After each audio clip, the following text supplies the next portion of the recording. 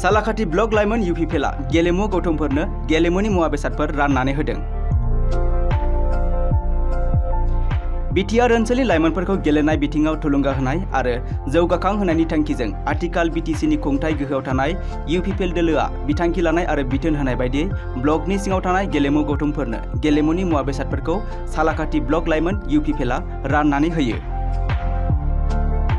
मख'नो गोनांदि सालाकाथि ब्लकनि सिङाव थानाय खुरसाकाथि आरो सालाकाथि गंनै प्राइमारिनि गासै मोन 13 गेलेमु गौथुमफोरनो दिनै सालाकाथि ब्लक कमिटि UPPLनि मावखुलियाव गेलेमुनि मुवा बेसाद राननानै होयो।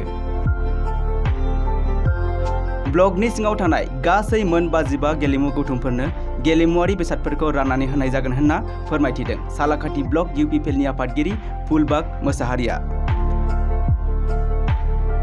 बेनिनो दिनै बेखेवजेननाय महरै मोन 13 गेलेमु गौथुमफोरनो बे गेलेमुनि मुवा बेसादफोरखौ राननानै होनाय जायो। दिनैनि गेलेमु मुवा बेसादफोर राननानै होनाय हाबाफारियाव क'क्राझार जिल्ला लाइमोन UPPLनि आफादगिरि जनेल कुमार ब्रह्मआ बाहागो लायो। लोगोसे सालाकाथि ब्लक कमिटि UPPLनि आफादगिरि फुलबाग मोसाहारि, सालाकाथि ब्लक लाइमोन UPPLनि आफादगिरि मनमहन हाज'वारि, नेहाथारि आइला मोसाहारि आरो क'क्राझार जिल्ला UPPLनि लोगो आफादगिरि रुधिर दैमारि आरो गुबुन गुबुन सोद्रोमाफोरा बाहागो लायो।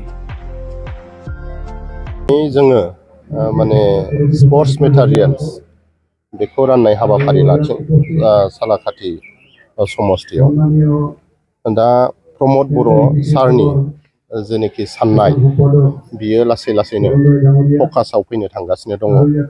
दिनैहाय जोङो सालाकाथि ब्लकनि सिङाव थानाय मोननै प्राइमारिखौ लानानै जोङो बे राननाय हाबाफारिखौ लादों।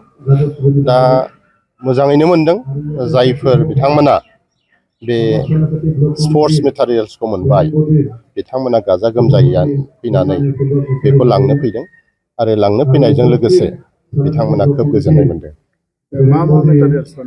ओरैनो जार्सि, इजार सेट आरो हेन्ड ग्लभ आरो नेट आरो सक्स बे मोनबा आइटेमखौ राननाय जादों। मानो होनोबा जोंनि लाइमोनफोरा जाहाथे गेलेनाय बेलायाव मोनसे सुबिदाया फैयो बेखौ नोजोर बोनानै।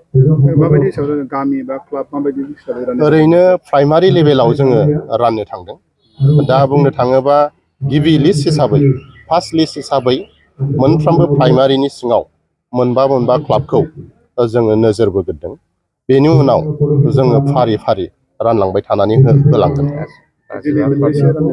दिनैहाय 13था क्लाबनो जोङो रानजेनदों। गिबि हिसाबै सालाकाथि हिसाबै मोननै प्राइमारिनि सिङाव थानायखौ आरो बे सालाकाथि सिङावनो 55था क्लाबफोरनो जोङो रानबावनाय जागोन। गासैबो बिटिआर ओनसोलावनो रानगोन नामा? बिटिआर हालामाव 10था जिल्ला हिसाबै दङ माबा हिसाबै राजनिथि हिसाबै। दा बे जिल्लानि सिङाव मोनब्रै जिल्लानि सिङावबो जों रानजोबगोन आरो मोनफ्रोमबो प्राइमारियावनो मोनबा हिसाबै जोङो रानगासिनो दङ। आरो दिनैनि जिनाखि स्पर्ट्स मेटेरियल्स राननाय बेयो दिनै सालाकाथि ब्लक अफिसाव दिनै हाबाफारि लानाय जादों आरो बेयो दिनै फार्स्ट फेज राननाय। जोंनि दिनै राननायाव दिनै जों 13था राननाय जादों। सालाकाथि प्राइमारि आरो मोनसेया जाहैबाय खुरसाकाथि प्राइमारि। दा जोंनि थांखिया जाहैबाय जोङो बिटिआर ओनसोलाव लाइमोनफोरखौ गेलेनायनि गेजेरजों मोजां मोनसे भबिसत दानाय, मोजां मोनसे समाज दानाय आरो दिनै जों बयबो मिथियो स्पर्ट्सआ मोनसे समाज दानायानो होन, इयुन जोलैखौ इस्टाब्लिशमेन्ट खालामनायावनो होन, शारिरिक स्पर्ट्सआ मोनसे मानसि समाजाव ओरैबायदि इम्परटेन्ट जिनिस। दिनै जों बेजों खौसेथिबो खालामनो हायो। दिनै जोङो बे गेलेनायनि गेजेरजों जोङो गोबां मोनसे गावनि थांनानै थानाय बेलायावबो जोङो मोनसे फिउचार ब्राइट दानानै लानो हायो। आरो बेल' नङा, दिनै फुटबलनि जिनाखि स्पर्ट्स मेटेरियल्स रानदों बेल' नङा, एनि काइन्ड अफ स्पर्ट्सआवनो दिनै जोङो जुदि मोजां प्रडाक्ट खालामनो हायोबा जोंनि लाइमोन समाजाव जोङो ओनसोलानो मोनसे दावगानो हायो।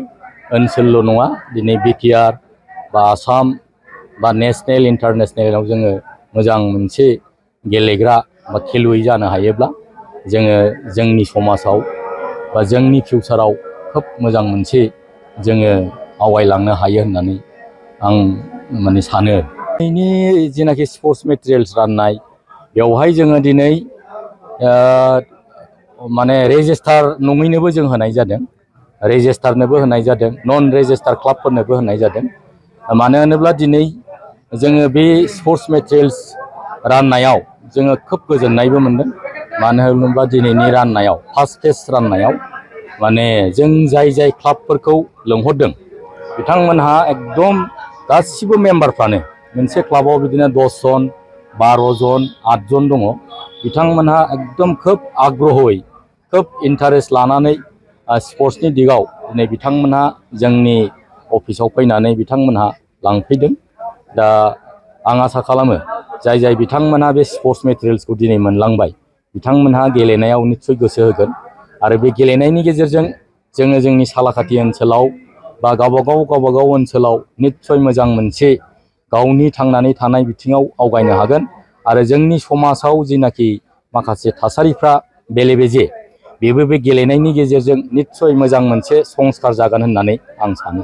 सालाकाथि ब्लकनि सिङाव मोनबेसे क्लाबफोरा मोनफुंनो थांगासिनो दं? दिनै जोङो टटेल सालाकाथि ब्लकआव 55 टटेल क्लाबनो जों होनाय जागोन।